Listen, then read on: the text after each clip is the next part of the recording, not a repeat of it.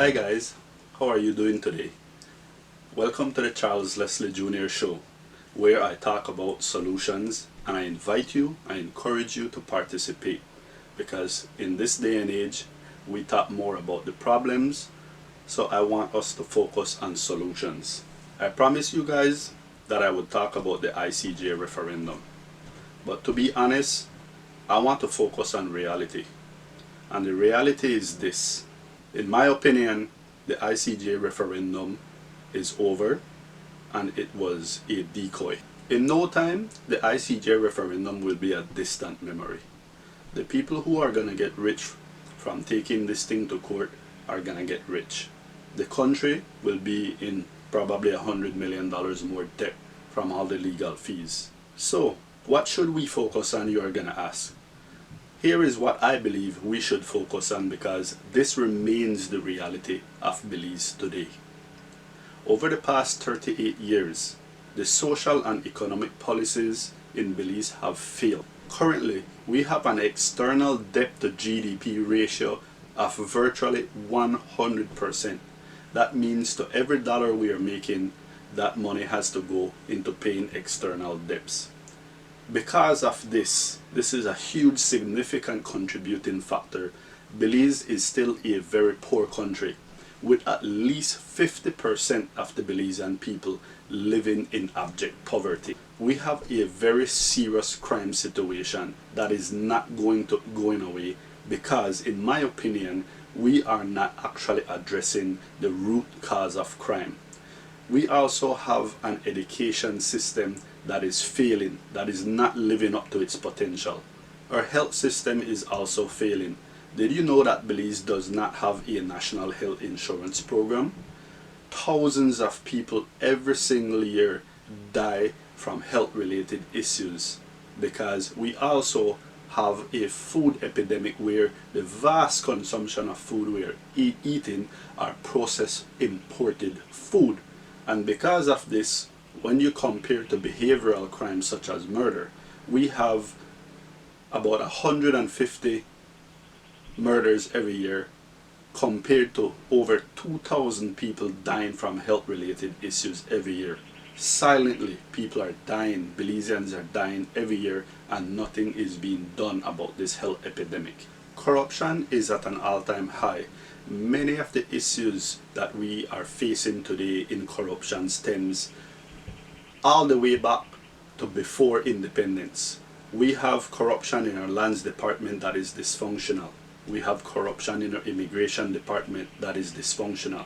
We have corruption in our vital statistics department that is dysfunctional. And to date, not one single person has been held responsible, especially people in high offices, people who make decisions that affect the lives of you and every single Belizean every single day. So what are we gonna do about it, you might ask? The thing is, there's no one simple magic bullet. I recommend and I believe that we have to, as a people, we have to pay attention to solutions to these problems. We cannot continue to be reactive. We have to be proactive. If Belize does not focus on real social and economic development, we will always continue to have the issues related to the lack of economic development, poverty, crime, problems with our education system, problems with our health system, and the list goes on and on. I read just yesterday that Honorable Minister Patrick Faber is pushing a program to get free education. There is nothing wrong with that, but we have to figure out how we are going to pay for these things. Are we going to raise the cost of living even more? We currently have a situation in Belize where none of the villages have had their bylaws passed. It basically leaves all these rural communities without having autonomy, without being able to properly function. There's millions of dollars being generated in many of these villages, and they're not able to access this money. I am from Placencia, for example, and when I was the chairman of Placencia from 2020 to 2013, I found out that we have a serious issue with the fact that all these multi-million-dollar investments are paying a couple $100 a year in property taxes. They're making millions of dollars in profit, and they don't pay any trade license fees. Now, the current chair lady, Miss Ilsa Villanueva, have done an excellent job working with these businesses in raising money. I also worked with these businesses to raise money to invest in municipal projects in the community. But in the United States, you don't go and ask businesses to pay or contribute. They have to pay taxes. It is the responsibility then of the local leadership to make sure those taxes are invested wisely with the participation of the residents and the business community. I say that to say this, that Belize is the only country in SICA, the Central American Integrated System, that does not have proportional budgetary allocation. Why is that? One of the reasons is because our constitution gives the power to the Prime Minister to discriminate against residents and citizens because of the national budget. The constitution says you cannot discriminate against someone because of their religion, their ethnicity, their color, their belief, etc. But there's a provision to section 16 that says this does not apply to the national budget. This means that the Prime Minister has the power, and I'm not talking about Prime Minister Dean Barrow, I am talking about the Prime Minister's office, has the power to decide which area representative will get how much money. That should not be. We should have where it doesn't matter who wins in a village, in a constituency, they should have access to a certain budget.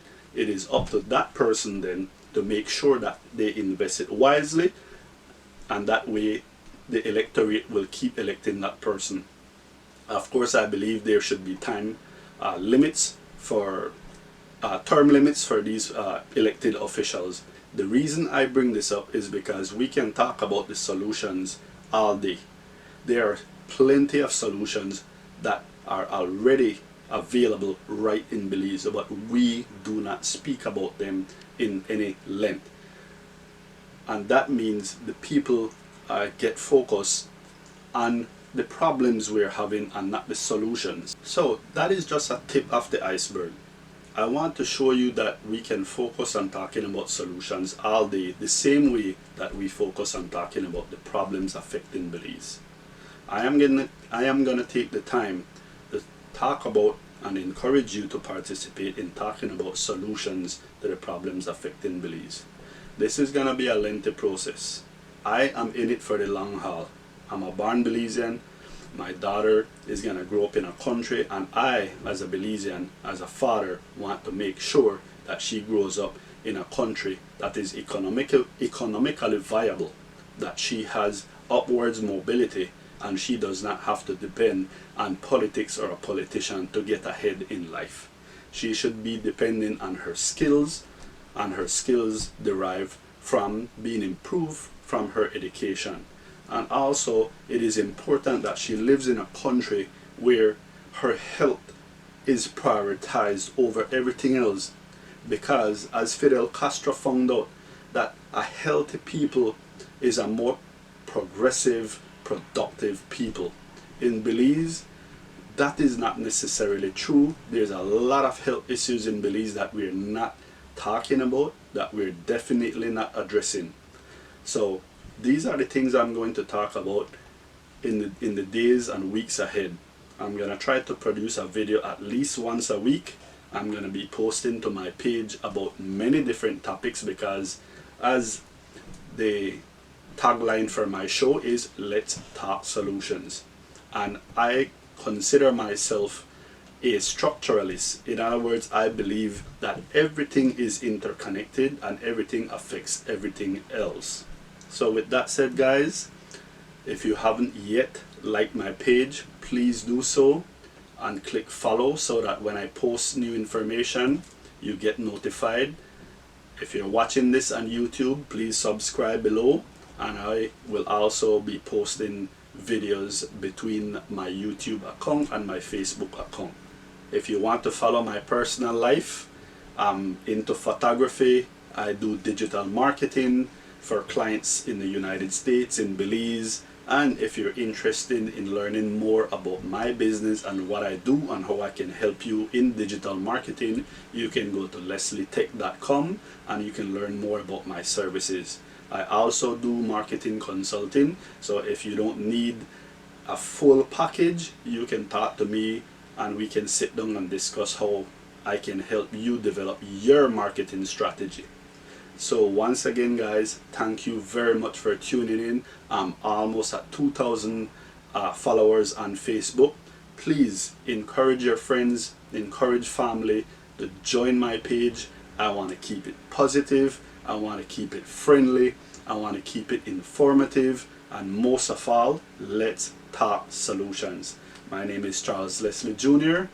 I hope you have a wonderful day.